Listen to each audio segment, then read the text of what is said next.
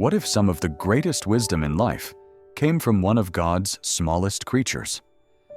Today, I want to share with you the story of Aurora, a tiny ant who helped a man named Elias discover the true meaning of work, discipline, and the blessings that follow those who prepare.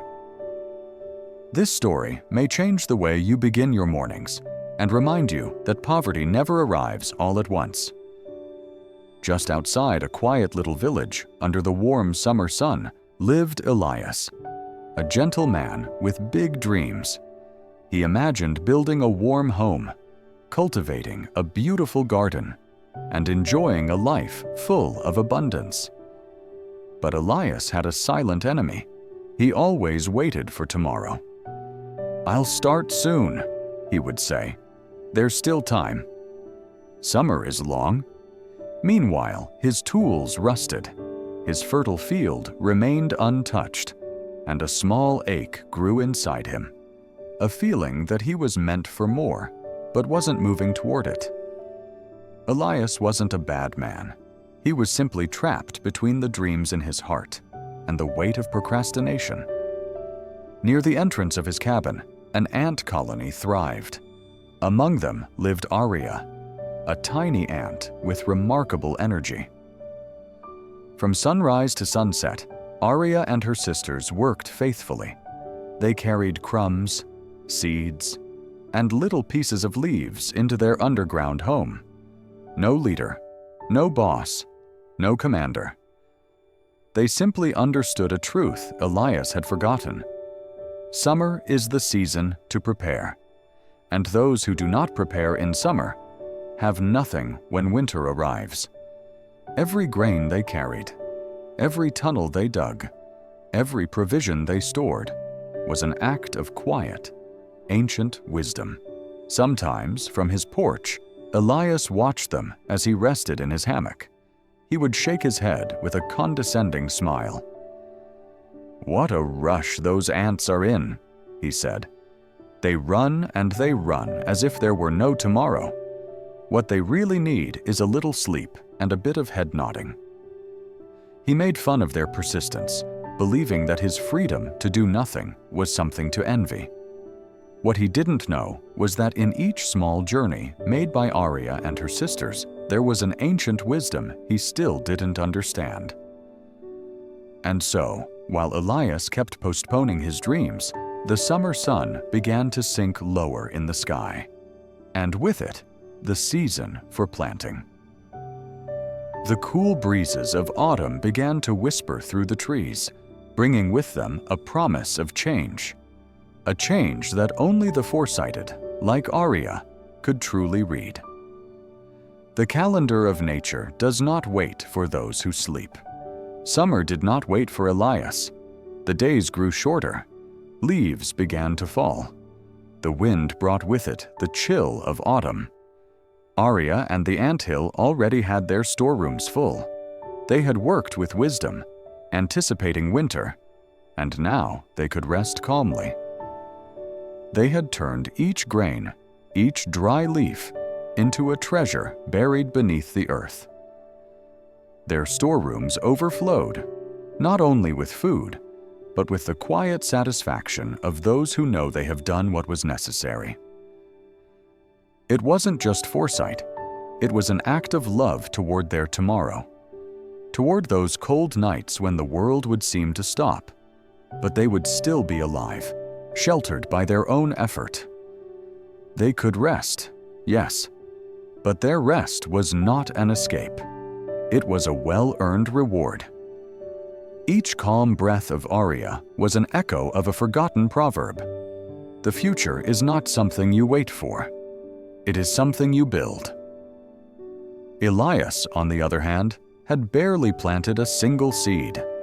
It lay buried in a forgotten corner of his land, like a sigh of good intentions that had never grown. His garden, which could have been a mosaic of life, with straight rows of corn standing tall and proud, lines of tomatoes red as sunrise, was still an empty field.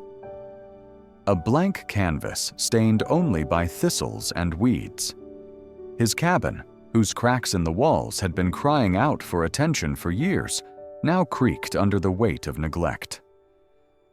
Rotten boards let the wind slip through, and the roof, full of holes like a sieve, allowed the rain to draw bitter puddles on the dirt floor. The cold arrived without asking permission.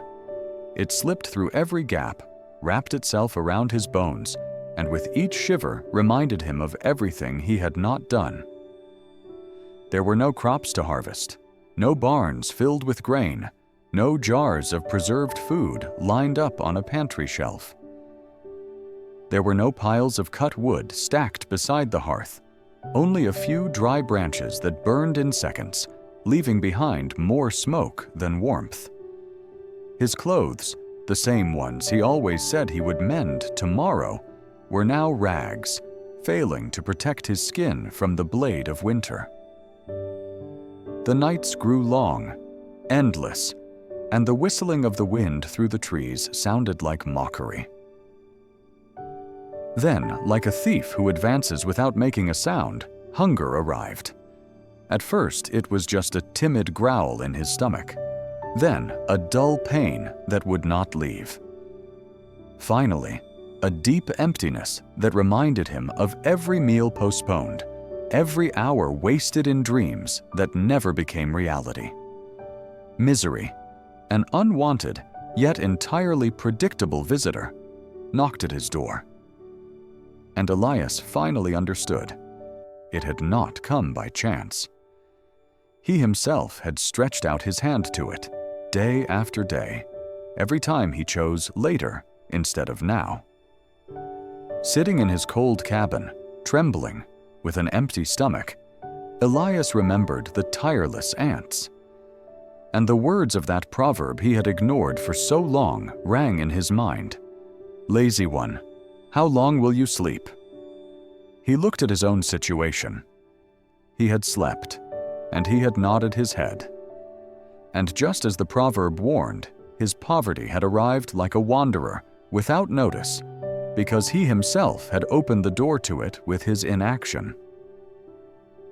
Elias dragged himself to the entrance of the anthill. He saw Aria, who by chance was peeking out. "Little Aria," Elias murmured with a weak voice, "I was wrong. I laughed at your diligence, and now I am the one who suffers." Aria, though she could not speak with words, seemed to understand. The ants, faithful to their wise nature, never wasted anything. But because they had prepared so well, they could now allow themselves a small act of generosity. One of them, with great effort, dragged a tiny crumb of bread, just enough to give Elias a bit of comfort, a small reminder of what he had lost. Winter was long for Elias. He had to ask his neighbors for help and learn to live with very little.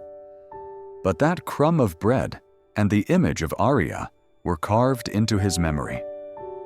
When spring arrived, Elias was a changed man.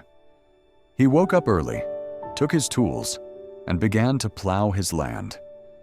He worked without rest, not because someone was commanding him, but with the wisdom he had learned from the ant. He did not build his dream house in one day, nor did he reap great abundance in a single season. But with each small step, with every grain he planted, with every tool he finally used, Elias came to understand the truth. Life does not reward those who only wait. It rewards those who act. He had learned from the smallest of creatures that true wealth is not a lucky strike, but the fruit of diligence and wise preparation. The story of Elias and Aria echoes for all of us, because the proverb is clear. Go to the ant, you lazy one. Consider her ways and be wise. The ant has no ruler, no boss, no leader. And yet, during the summer, she gathers all her food and stores her provisions at harvest time. Remember this: diligence is the seed from which abundance grows, and laziness is the root of the poverty that reaches you when you least expect it. Now tell me in the comments, Have you ever seen yourself in Elias, putting off what matters until time runs out? Or have you, like Aurora, learned that every small effort counts? I would love to read your thoughts, to know what lesson you take from this story, and what step you will take today to build the tomorrow you dream of. If this story made you reflect, sigh, or even feel that small, healthy pinch of guilt that pushes us to change, don't let it end here. Wisdom only works when it is shared. Let this lesson travel further. Give this video a like, share it with that friend who always says, "I'll do it tomorrow," and subscribe to the channel for more stories that awaken the soul. Thank you for staying until the end, for allowing these words to find you. We'll meet again in the next story.